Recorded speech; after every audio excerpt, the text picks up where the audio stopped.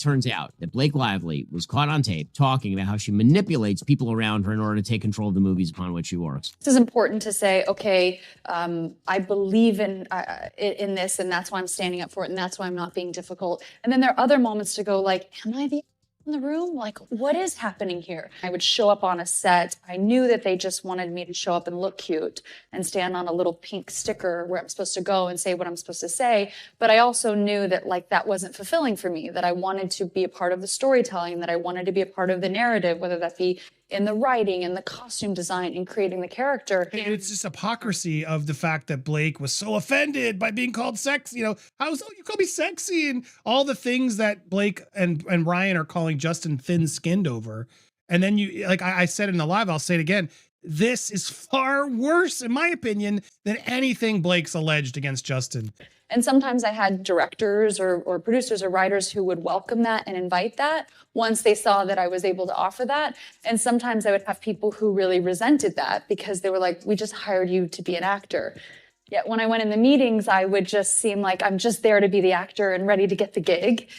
I wouldn't reveal that I actually need to have authorship in order to feel fulfilled. So I think that for them, sometimes that might have felt like a rug pull because you're like, you're trying to assert yourself into something that we didn't hire you to do. And so it was a really strange position to be in because I felt like, I don't want to just like be an actor. Like I want to. Blake stole the movie from him. Even Ryan Reynolds and Blake Lively themselves, that all but confirms that, yes, Ryan used his nice pool character in Deadpool and Wolverine to mock Justin Baldon. I know some people like this movie. Some people. Then Shapiro reveals that Blake Lively and Ryan Reynolds have been using their children as props for fame, using Instagram posts to maintain their image and push others down, leaving fans questioning their true intentions. And for those who remember what we talked about previously, here it is. Here's the moment when Deadpool, 500 versions of that line. Yeah, I'm going to pay for that later. Blake Lively to our. She really didn't. And I am. When I want your opinion, I'll take Wolverine's out of your mouth. That's kid. Guiltily, that is my daughter Inez. So sorry, we have to admit that. And I am Father of the Year over here for allowing her to say such language, which, to her credit, she really didn't want to say. And then came back later and said, I want to say it now, when I started looking at other people to play. Yeah, but Ryan, to our discredit, we made Nezzy do, I'm not shitting you, 70 to 500 versions of that line. Yeah, I'm going to pay. They're so proud of it, guys. Like, it's so weird. We're reacting to it again because I think it's important reporting on this multiple times. Elsrich and Kim, I want to get your thoughts because as we were saying earlier in the live, Kim, please echo it again. There's so many reasons this is wrong. One, this girl's 7. It's her father. She didn't want to do it. And then she feels obligated because daddy wants her to do it. Oh, and daddy's going to have other kids do it. I'm going to miss out. Okay, daddy, I'll do it. And then she does it against her will. And then they make her do 400 alternatives. Kim, I'll start with you. Express again, why is this such a problem? I think, and I want to be clear that it's like, I wasn't there. I don't know all of the context specifically, but it always concerns me when I see a situation where a child has voiced that they don't want to do something. And then there seems to be a chain of events that suggests that they have been manipulated or pressured into doing it. And that's always that sets off a lot of alarm bells in my head. Because I believe that kids have the right to consent. I believe kids have the right to say no. And if kids are uncomfortable, that should be heard by the grownups that are there and respected. And I don't get that feeling that that's what happened here. I mean, I guess we'd have to ask her, but having the 70 to 500 versions and the subject matter, what we're talking about here, it all just doesn't feel right. And it's a bit... Blake Lively and Ryan Reynolds have been portrayed as the ultimate Hollywood couple through their social media strategy. Their posts follow a perfect pattern, with Ryan sharing adorable stories about their relationship and Blake sharing candid moments that go viral. This is part of a brand strategy that portrays them as relatable celebrities, despite their combined net worth of over $180 million. This carefully cultivated image has transformed into serious cash, with deals with Aviation Gin, Betty Buzz Beverages, and countless fashion endorsements. Blake's lifestyle brand partnerships alone bring in millions annually, monetizing their marriage more effectively than almost any celebrity couple in history.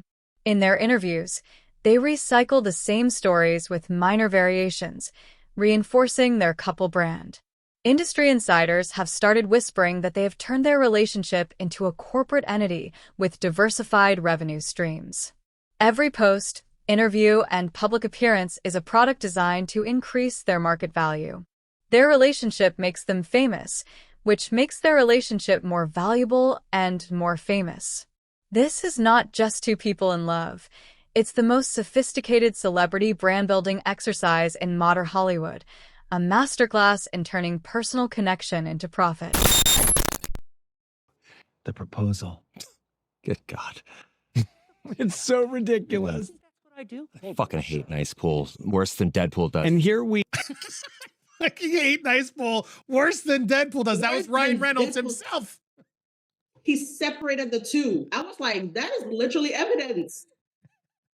They also He admit separated in it. this whole thing, yeah, this was all made up done this entire ad-libs. premise All of of it. using Nice Pool as a human shield. Yeah. And this whole pause right here All with two done of my the day favorite of, lines. like, Why are shooting. we stopping? Which again, and then the timeline answer. wise would make sense. Okay, yeah, this is then it would have connected right to the whole issues Yep. with Blake. It was never part of the plan. He just came up with this on the fly, like, let's get this done. So there's a ton of revelations in this commentary clip, but this was the most shocking. Aside from the Nice Pool revelations that sort of confirm his hatred of Nice Pool and everything else, this is the This true is shocker right mind-blowing. here. So here it is, guys. Poor guy. Fight isn't with you. When I want your opinion, I'll take Wolverine's dick out of your mouth. That's kid. Guiltily, that is my daughter, Inez. So sorry we have to admit that. And I You didn't have to admit it. You didn't have to admit it, for one. You could have just kept that a secret, which I probably would have done, and let that come out if the kid wants to admit it later, right? Like, for one. You didn't have to admit it, but he gleefully is about to admit it. And it's worse. I am father of the year over here for allowing her to say such language, which, to her credit, she really didn't want to say. And then came back later and said, I want to say it now, when I started looking at other people to play. Yeah, but right. Some other kid's going to take your part, Inez. You sure you don't want to do daddy's disgusting line? To our discredit, Very we manipulative. made Nezzy do, I'm not shitting you, 70 to 500 versions Yeah. of that line. Yeah. I'm going to pay for that later. Blake Lively there as Lady. Their family brand doesn't end with cute couple photos, and viral Blake and Ryan's family brand exposed interview clips look deeper, and you'll see something truly disturbing about how Blake and Ryan leverage their children while they loudly champion their children's privacy in interviews. Their actions tell a completely different story. Remember when Blake announced her fourth pregnancy?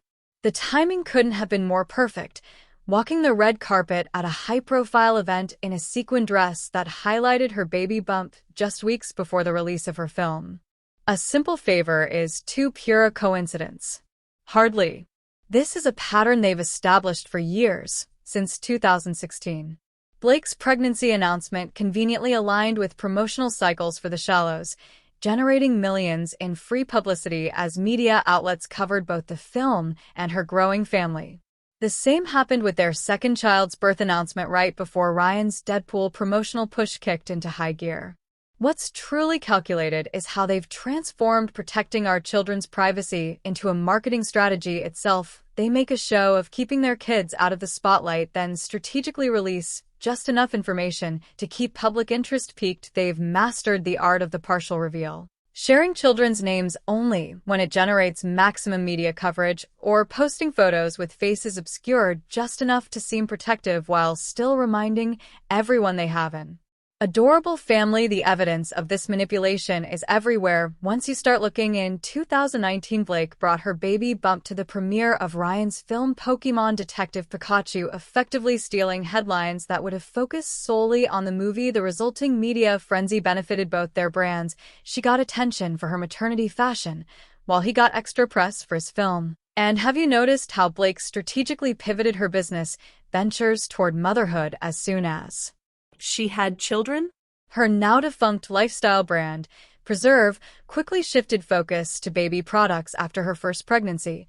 More recently, Her hair care line, Blake Brown, and non-alcoholic mixer brand, Betty Buzz, both heavily incorporate her mom identity and marketing materials complete with subtle references to balancing motherhood with entrepreneurship during interviews promoting the rhythm section. Blake couldn't stop mentioning her children. Despite claiming to want privacy for them, she spoke at length about how motherhood influenced her character choices, effectively using her family to humanize herself and create emotional connections with potential ticket buyers. Even more calculating is how they staged seemingly candid family moments that always, and I mean always, coincided with product launches. Remember when Ryan brought their kids to his Hollywood Walk of Fame ceremony that just happened to fall during the promotional period for Deadpool? The resulting family photos appeared in every entertainment magazine in America, giving both the film and his personal brand priceless exposure. Industry insiders have confirmed that Blake and Ryan actually have a detailed strategy for when and how to deploy their children in the media cycle. One former publicist who worked with the couple revealed they maintain spreadsheets tracking optimal timing for family announcements to maximize press coverage for upcoming projects. The most damning evidence is that those rare paparazzi shots of their family outings almost always feature Blake in full makeup and camera-ready outfits, hardly the look of someone trying to avoid attention. These aren't accidental captures. They're carefully orchestrated photo opportunities designed to reinforce their family brand while promoting whatever project is about to launch. And she did exactly in Baldoni, apparently. Like that's literally the accusation as to what happened. So first of all, let me point out to Blake Lively, you are an actress. Unless you signed on as a producer or a director, there's literally no reason why your creative input should matter. You're an actor. If you want to write your own script, you should go write your own script. If you want to sign on to a movie with the understanding that you're going to actually make script changes, then great. But if the idea is that you sign on as an actor and then you turn around and try to take control of the script, this makes you... Behind those perfectly coordinated photo shoots and rehearsed interviews lies something far more calculated than even industry insiders suspected. Political commentator Ben Shapiro has been silently building a case against Hollywood's golden couple that exposes just how deep their manipulation tactics really go. Shapiro, known for his unflinching cultural criticism, turned his analytical eye to celebrity power structures in his podcast series The Hollywood Illusion. Blake and Ryan quickly became his prime exhibit. What we're witnessing isn't just celebrity, Shapiro explained in a recent episode. It's a masterclass in psychological engineering designed to bypass our critical thinking and create parasocial relationships that can be monetized. The Bombshell revelation Shapiro uncovered evidence suggesting the couple maintains what he calls a response matrix, a sophisticated system tracking public reactions to everything from their jokes to their parenting comments. They test narratives in smaller outlets before rolling them out widely. Shapiro revealed by the time a story hits mainstream media, they've already refined it for maximum emotional impact. Shapiro's most damning critique centers on what he calls their political chameleon strategy.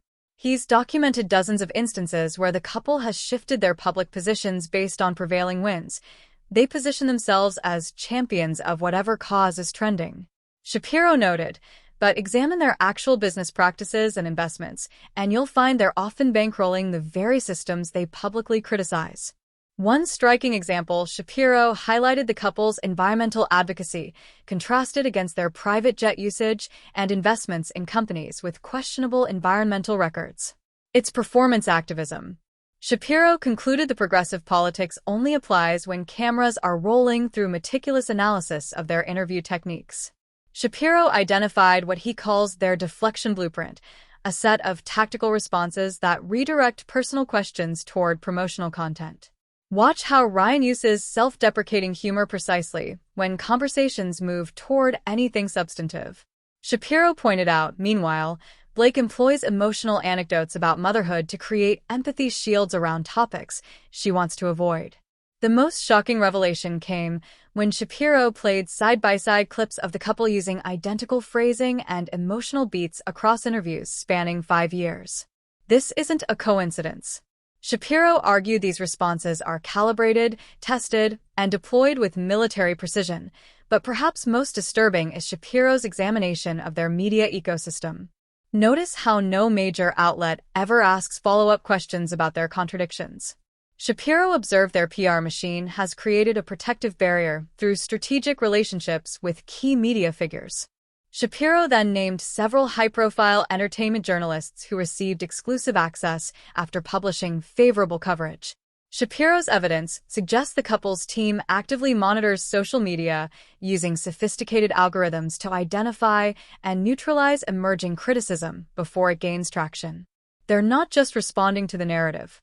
Shapiro explained they're actively engineering it, eliminating threats before most people even notice them. Industry response to Shapiro's analysis has been surprisingly muted, something Shapiro attributes to fear networks and publications rely on access to celebrities like Blake and Ryan. He explained challenging them means risking that relationship and the revenue it generates.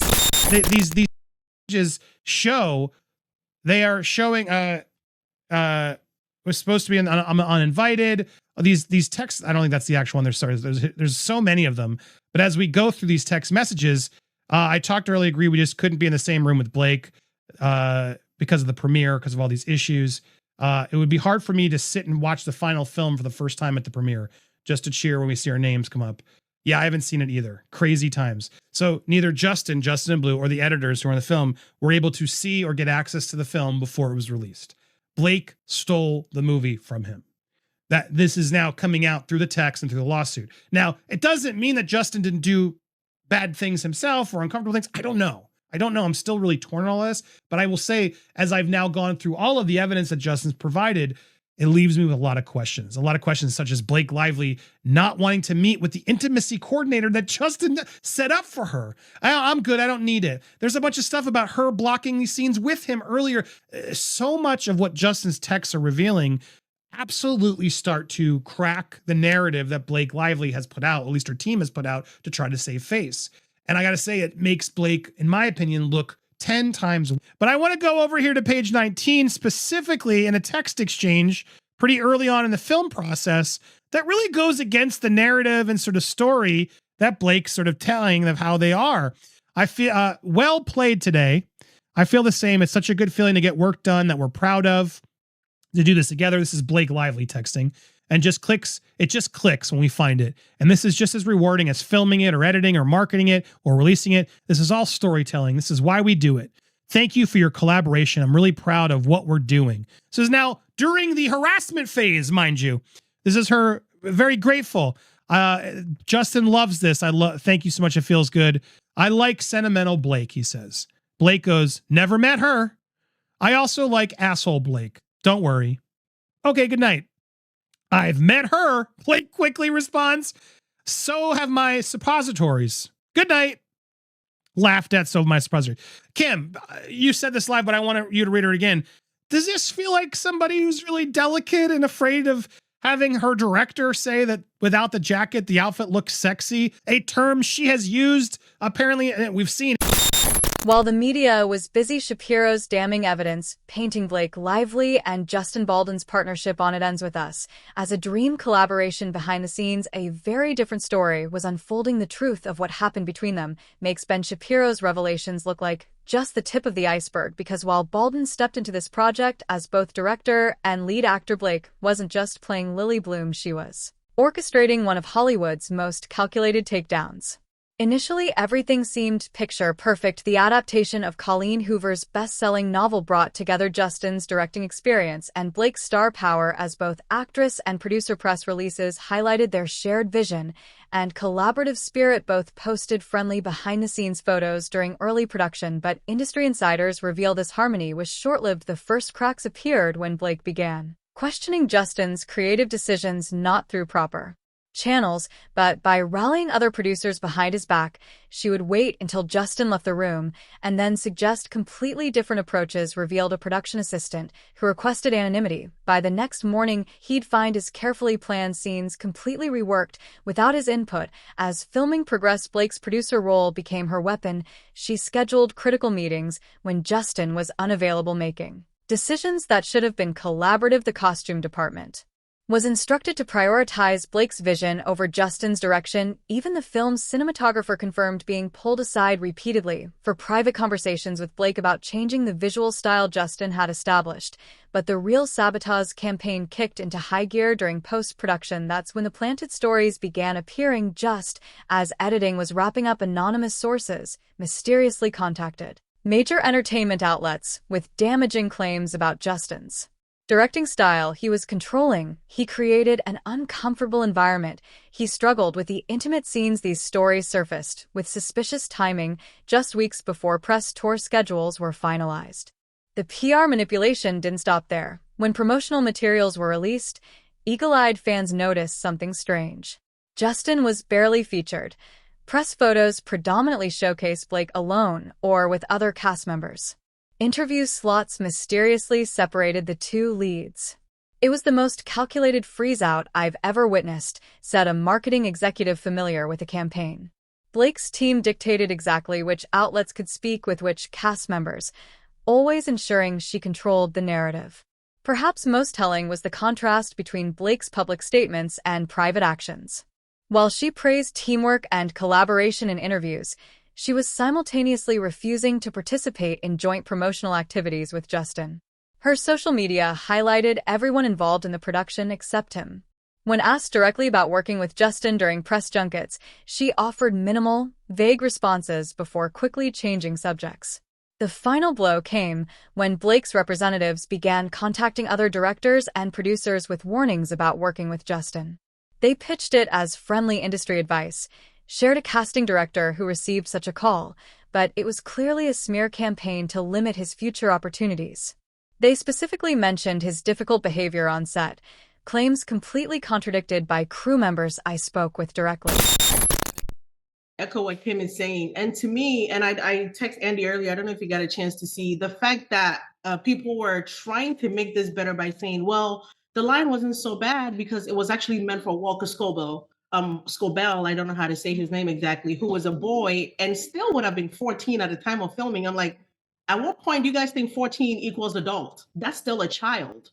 And the reason behind him not playing it's even more jarring. I don't know, Andy, if you got a chance to see, but they didn't let Walker Scobell be kidful because according to the director, Sean Levy, he grew up too much, which his definition of grew up was his voice got deep and he got tall. That is still currently a 16-year-old boy at the time of filming, 14 years old. So who is your target audience that you feel like a 14-year-old boy in a mask cannot utter these lines, but somehow, well, the alternative light bulb is my 7-year-old child. Like, how do you get there? I can't comprehend. And again, maybe it's because I'm a parent or I'm a woman or I'm a mom, but like, the math, this is what the kids say when they say the math does not math. Make it make sense to me how you go from a 14-year-old is too old and can't be kid pool. Well, let him be teen pool. I don't care. But a 7-year-old saying this, I'm sick. The smear campaign against Justin Baldwin was just the tip of the iceberg, as Ryan Reynolds was mobilizing a far more dangerous weapon behind the scenes. His vast network of Hollywood power players who owe him favors operates in the shadows, allowing him to maintain his carefully crafted nice guy image while systematically destroying careers. Ryan's influence network runs deeper than most realize through his production company, Maximum Effort, where he has developed relationships with virtually every major studio executive in Hollywood. Ryan's calculated approach extends to his casting choices, with recent films populated almost exclusively with actors from his inner circle. He keeps a mental blacklist and whispers to other directors and producers, raising subtle concerns about their reliability or attitude. This system is particularly insidious because Ryan masks it with humor and charm, making his public roasting of fellow celebrities strategic. After the It Ends With Us conflict escalated, Ryan's company abruptly pulled out of a distribution deal with Wayfarer Studios. Baldwin's production company stated the reason was scheduling conflicts, but internal emails obtained from a Wayfarer employee tell a different story. Ryan made it clear that working with Baldwin meant not working with him or Blake again, and the results were immediate. Baldwin's upcoming projects faced mysterious obstacles. Financing fell through, actors became suddenly unavailable, and distribution deals collapsed. Blake sabotaged Justin Baldoni for Hollywood's most calculating couple, Blake and Ryan, cementing their control over entire segments of the industry through an intricate web of businesses that gives them unprecedented power. Their companies aren't just random celebrity vanity projects. They seem to know they're playing maximum effort. Ryan's production company isn't just making Deadpool movies. It's quietly acquiring rights to smaller properties before they become valuable, often outbidding legitimate studios by leveraging Ryan's star power to secure deals at below market rates. Ryan's ownership stake in Mint Mobile gave him direct access to T-Mobile executives after the telecom giant acquired the budget carrier. These connections have translated into preferential placement deals for their content across T-Mobile's streaming platforms, guaranteeing audiences for their projects while other creators struggle for visibility. Blake and Ryan Reynolds, the perfect Hollywood couple, are master strategists who have built an empire through calculated image manipulation and ruthless power plays. Their trademark strategy reveals their true ambitions, as they filed for protection on dozens of variations of their children's names for various categories, including financial services, educational materials, and technology products. They are laying the groundwork for decades of control and building a foundation for their empire. Blake's charity work opens doors most celebrities can't access, and they have made strategic donations to political campaigns. They secured meetings with legislators working on entertainment industry regulations, which coincidentally preceded favorable policy changes that benefited their production ventures while creating barriers for indie filmmakers. Their approach is effective because they have positioned key allies throughout the industry, such as former employees at talent agencies, production companies, and streaming platforms, creating an informal intelligence network that gives them advanced warning of competitive threats. Blake and Ryan have masterfully leveraged their 87 million combined social media followers to apply pressure when traditional tactics fail. When a major studio hesitated on greenlighting a maximum effort project, Blake posted a seemingly innocent Instagram story mentioning the studio head's charity, and the project was suddenly fast-tracked. Industry insiders are genuinely afraid to speak out against them, and they have the patience to wait years before making a move against someone who challenges them.